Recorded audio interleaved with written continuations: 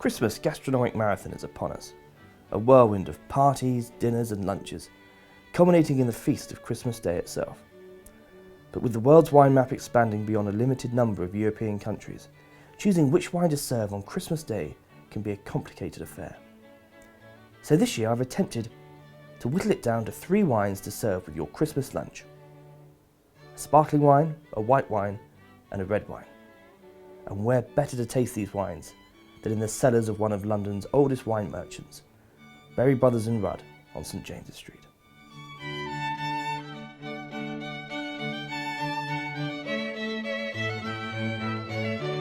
The family arrives back, fresh from the church, and at this stage I like to pull out a couple of magnums of champagne from the cellar. But given the chastened economic times we're in, I thought I would source my sparkling wine from a little further afield. So this year I've looked to the Loire, which can date its winemaking history back to the 7th century. And one of my favourite wine producers there is Bouvet-Ladebé. As you can see, it's got a wonderful golden colour. And on the nose you have this inviting wildflowers, honeysuckle notes, acacia. It may not have the bite of champagne, but it's a very charming sparkling wine to lift the mood at the beginning of Christmas Day. When it's time to eat, most of your guests will be happy with a glass of white wine. And this year I've gone for an unusual aperitif, a grape variety from Austria called Grüner Veltliner.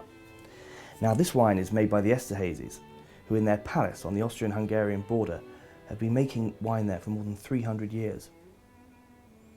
Glorious nose, dry, notes of celery, a sort of unusual nutty character. What I like about this wine, it leaves the palate asking for more.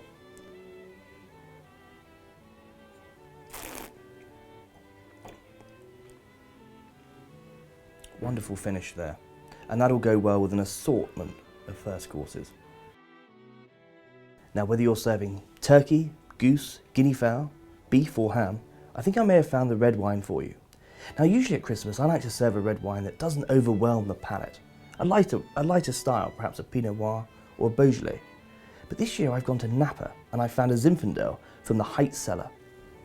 So as you can see, it sits in the glass with a dark cherry colour, and then on the nose, I mean, there's a bit of ripe mulberry there, but also some lovely sort of black pepper underneath that's coming through.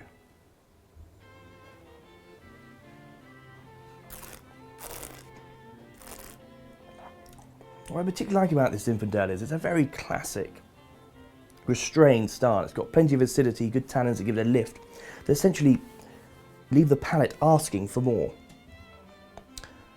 I would have thought this would match well with turkey, guinea fowl, beef, all sorts of Christmas dishes. So here we are. These are my 3 wines for the Christmas lunch. Merry Christmas.